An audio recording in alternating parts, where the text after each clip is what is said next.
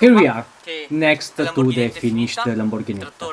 The tractor is ready. I have already broken the engine, I ran it for 30 minutes and drive it a little bit. In this way the new engine can settle in and run more smoothly. I also have already checked that there aren't any oil or diesel leaks. It is very important for me. I have always thought that a tractor together with other classic cars, maybe next to a prestigious model or next to a Miura that leaves traces of any fluids under it or stains the floor is a sacrilege. It also gives a very bad impression of the whole collection. And this is one of the main reasons why I do not just respray the tractor with a new layer of paint and nothing else. I fully open it, change all the inner parts, check every single spot and mount it back to offer only the best quality. Finally, the tractor is finished and perfect. It was a very long trip where I found a lot of challenge as the fenders were in a very bad shape and the engine needed a full rebuilding. But we are at the end. This is the final result. This is the result of a lot of hours and blood. Now I want to show you in details and talk about the Lamborghinetta. Let's the ground reveal start. And here it is, this amazing Lamborghinetta. I'm not starting from the engine, I keep it for later. I start from the back side where we can see the position lamp. This model have only one, the working light that allows to see what the driver doing, the toolbox, the seat that only on the Lamborghinetta is black. Here the fenders I fully rebuilt with the red wheel and the grey hub. Also the inner tubes were changed with new ones as for the tires. These are the gear selectors with this one for the gear, the first, the second, the third and the reverse. This one is for select low speed or high speed. In this way the gear are up to 8 to reverse and 6 for going forward. The last one is for operate the PTO in the back. Here we have the brake switch and his plate where is explained how it works,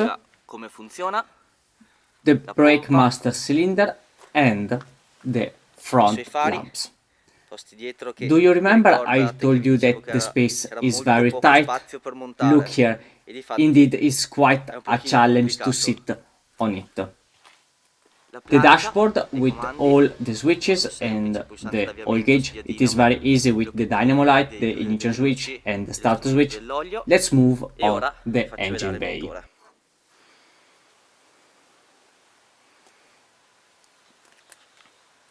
The fuel tank and the exhaust, this type was used only in the Lamborghinetta, in the later models was used a Higher and iron made one, this one is a cast iron melt. Move to the injection pump, I also show you, I don't know if you can say it, but the red writing is over there and it is mainly covered by the pump. The oil bath air filter. On the other side there is the cooling fan with the dynamo and the starter motor, the two injectors with their new pipes, and now closing the bonnet. We can find the aluminium badges with the model's name. The only tractor that has them, in the later version they changed it with stickers, the front badge and the second side page.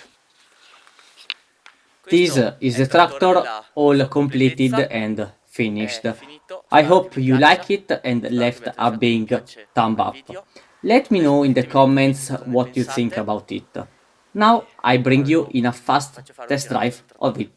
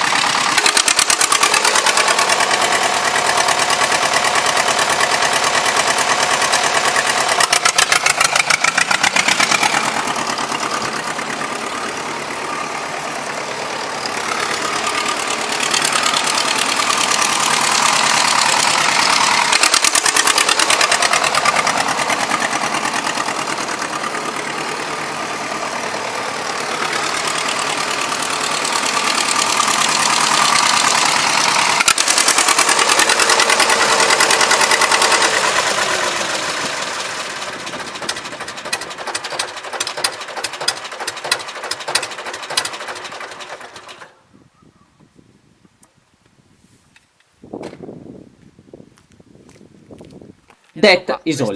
This is the Lamborghinetta. I update you about this project and show you all the steps to bring the tractor back to its glory.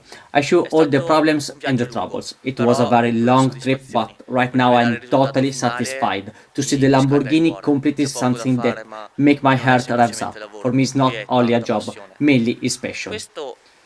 This is the last episode of the series. The Lamborghinetta will be delivered to the owner and for a long time I will not see it again.